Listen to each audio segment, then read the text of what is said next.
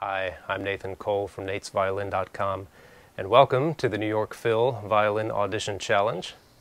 This is going to be exciting. We have over 200 of you signed up already at the start of week 14, so it's going to be a great journey for us all, and each and every one of you is going to transform your playing, whether you've taken professional auditions or not, because what I'm sharing with you is my system, my process, the way I challenge myself preparing for auditions, and I've had success with that, and so have many, many people that I've worked with.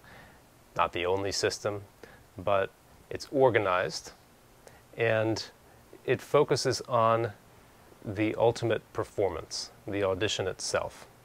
Every aspect of what we do is going to be geared toward how you're going to play on audition day, which for us is the day of the first preliminary audition in New York. So that's exciting. We get to train along with those who may be taking the audition. Some of you may be taking the audition. And for those who aren't, you're going to get to see what it's like to prepare for one of the biggest auditions of all. So we call this week 14. We're going to count down the weeks all the way to week 0, which is 0 day, audition day.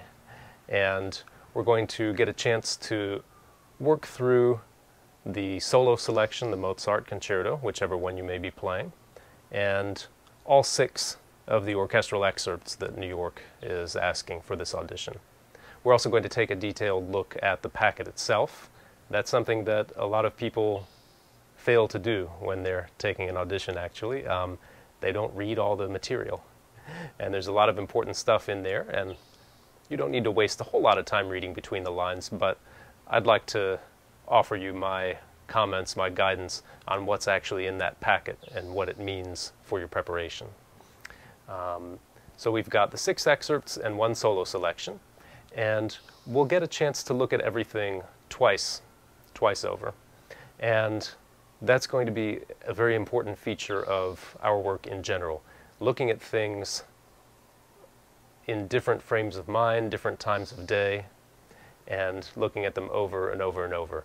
I'm sure you have had experience cramming for tests back in school, and it may work for the test, it may not. It's very stressful, and you usually forget everything you knew the day after the test. So what we're after is the opposite of that. Instead of cramming at the very end, we're giving ourselves the luxury of time, a little over 3 months, which in my experience is a perfect amount of time to work up an audition. And the reason is that you get to learn the material at your leisure with an ultimate goal in mind, but you don't have to rush through. You don't have to make any hasty decisions.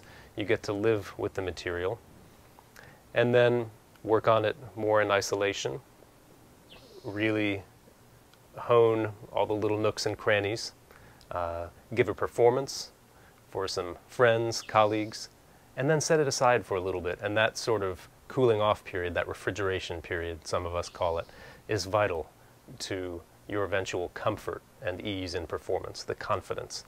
You take it back off the shelf a week later, and you'll be surprised what's happened to it up there. And as long as you've been working consistently, your fingers stay fresh because you'll be rotating other material in there. As I said on the website, it's a little like farmers rotating crops. That to me is crucial to the process. There's only so long you can hit the same excerpt, the same music, train in the same way. You're going to reach a plateau. And the way we're going to work, we're constantly going to be reaching plateaus and then taking a different route. Reaching a new plateau, taking a different route, and your level is going to keep rising and rising. So it can be a grueling process. It can be a difficult process, certainly challenging. That's why I called it the challenge. But it should also be fun. Really, that's why we're all doing this. I'm doing this for fun and to show those of you who haven't done this before how much fun it can be to reach the end, to look back at your work, and to enjoy that wonderful playing. The amount of work you put in is completely up to you. You may wish to practice for 3 or 4, maybe 5 hours in a day to really see how those preparing for the actual audition would do it. You may wish to do that. But I encourage you, much as you might begin a physical exercise program, not to jump into this too strenuously. If you're used to playing 1 hour a day, do not start playing 3 or 4 hours in a day for this challenge. And the way I've laid it out, you can ramp up at your leisure. What's important is completing the tasks, participating, and doing steady work, because it doesn't have to be difficult, and it doesn't have to be, figuratively banging your head against the wall. You want to see how far you can go, and that's what the challenge is all about. So, here at the start of week 14, the first excerpt we're going to look at is the Schumann Scherzo, because it's perhaps the most famous, and it is difficult, and also because it combines a number of different challenges. But I'm not going to ask for a video of the Schumann Scherzo at the end of this week. And the reason is that many people learn this excerpt haphazardly. They jump into its difficulties and get frustrated very quickly. So what we're going to do, we're going to examine it, look at it, get into it slowly. But the video that I'm going to ask for, as I lay out on my website, the video I'm going to ask for is going to be a collection of etudes, because I want us to shore up any weaknesses in the left and right hand that may be there. At least some of the most important ones that I see most often. We're not going to fix every issue that might come up, but I'd like to see that each of you has a comfortable left hand that's going to serve you well in these excerpts, and as well a right hand and a right arm that are going to be flexible to get you through all these different styles of music. Specifically for the Schumann, you need a spiccato that you can start in a tempo that you can count on. And so the video that I'm going to ask for, as I lay out on my page, it'll be a collection of some etudes, Kreutzer, don't, and then an etude that you'll make up with my help about spiccato. So, enjoy the challenge. There are points. The winner will get 3 free months with me at ArtistWorks. And of course, my ArtistWorks students know that when they submit a video to me, I'll work with them on whatever aspect of whatever piece it is. And I am a big fan of fundamentals and etudes, so my feedback often branches out to those things. And if you are not yet in my studio at ArtistWorks and you want that personal one-on-one guidance, go ahead, sign right up. We can work through the challenge together that way. If you just want to read about it on the site and complete the tasks, that's fine too. You'll get points for every task you complete. You'll get lots of bonus points if you complete all the tasks. And at the end, you'll be able to stand with everyone else who's gone through the process and say, I prepared the best I could, prepared the whole New York Phil audition packet, and my playing has taken a giant leap. So I really look forward to seeing all of you through the challenge. Thanks so much, and look for another video at the start of week 13. Cheers. Now here we are in the friendlier and safer for the violin confines of Walt Disney Concert Hall here in LA for the playing portion of week 14's Welcome. And as I said, this week, even though we're looking toward the excerpts and looking especially at the Schumann Scherzo, since it combines a lot of challenges, I don't want to rush into it, especially for those who aren't used to doing a lot of playing every day. And, you know, those who want to take this seriously, I get it, and that's exactly the right attitude, but it can lead to tension. And so the first thing I want to do, and the first task I'm going to ask for, is a collection of some etudes to ease into this preparation and to see that we're starting off as easily and as tension-free as possible. So, for the left hand, what I'm after are etudes that really let you take a look and a feel at how the fingers of your left hand set up and how their action is. What we're after is a left hand that does not need to adjust based on what finger you're playing. So something very common is first three fingers look great.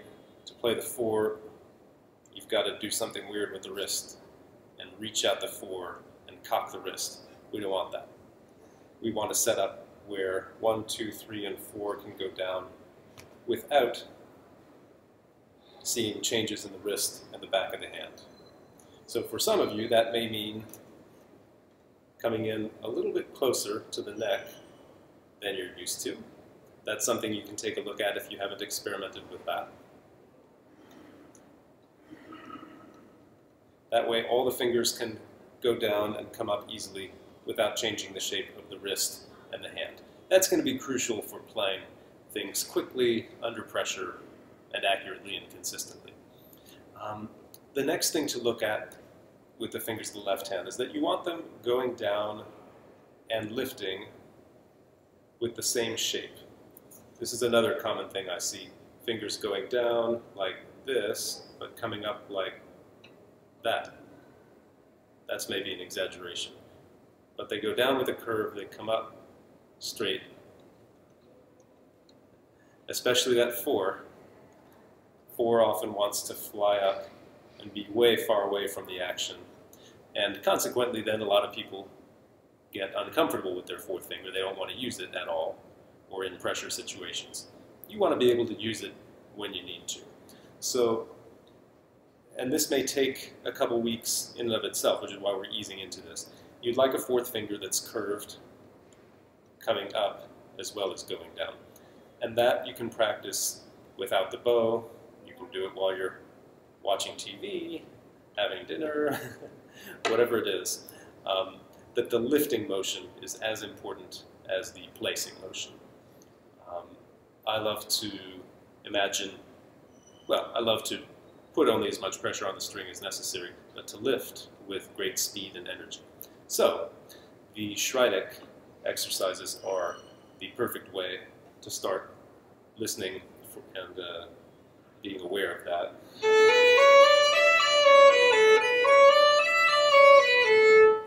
You play as many notes on a bow as is comfortable. You don't have to go with the slurs that are marked there. So lifting those fingers, especially the 4, that should be done with energy and, as I say, with the curve.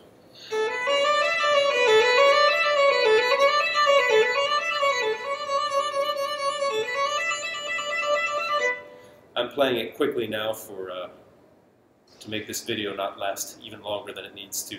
But play the tempo that's going to let you move the fingers the way you'd like.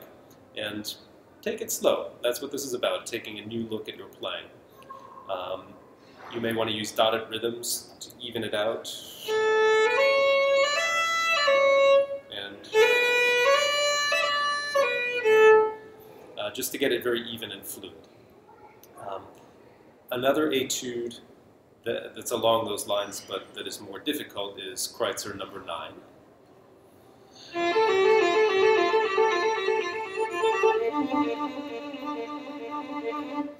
That one you should really only start working on once you're comfortable with the shape of that 4th finger. You'd like the fingers 3 and 4 to feel easily set up on the instrument, reaching back for 1 and 2. It's natural and just fine, actually, to reach back for 1 and 2. It's going to lead to problems if you're reaching up for 4. So, then the last etude that I would love to see is the don't etude number 6. And that combines this sort of left-hand action with a bit of a trill exercise. As it's written,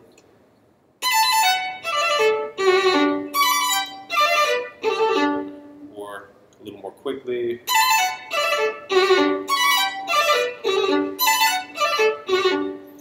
now you can do a couple of things to make this etude a little more challenging, but also more valuable. One is to have the first finger down when you start a pattern. So rather than, and then placing the first finger, have it down to start with.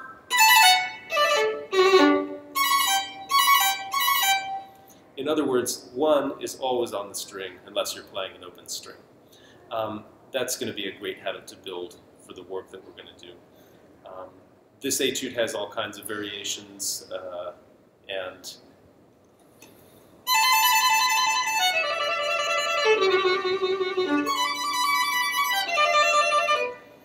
so forth. Chaining them together, again, what you're after is ease in the left hand, freedom from tension. Now, turning to the right hand, the only thing I want to see is what kind of spiccato you have going. And the crucial thing about spiccato, it doesn't exactly matter how it sounds yet, how fast you can do it. What is important is that you can start it with a metronome. So that if I turn on a metronome with a certain pulse, I can play 3 to a beat or 4 to a beat, whatever I like, and that I can rely on that. As I say, it doesn't have to be fast yet, it doesn't have to be virtuosic yet, but I'd like to see that you're putting some work into being able to start it on cue and in a rhythm. So I always start mine from the string if my beat is bum, bum, bum. And if I'm doing 4s, bum, bum. And that's really it. If you'd like, if you're feeling confident with that, you can put some notes to it. Not necessarily the notes of the Schumann Scherzo, but for example the Schreideck or Kreutzer 9. Because this will also build coordination between the two hands in the spiccato stroke. So it's a lot of small tasks rolled into one, but I think it's going to give you an excellent look at State of the Union. Where are you with both hands? And it will let you ramp up the practice time gradually if that's what you're interested in doing. If you've been playing for an hour, don't immediately go to 2 or 3. Start with an hour 15, an hour and a half, and use these etudes along with perhaps a first look at the excerpts and a first look at your solo piece. Just have fun playing the material, gather your recordings and videos that you're going to listen to, that you're going to use for inspiration, and post that video. Look forward to seeing you for the start of week 13. Thanks for being a part of the challenge.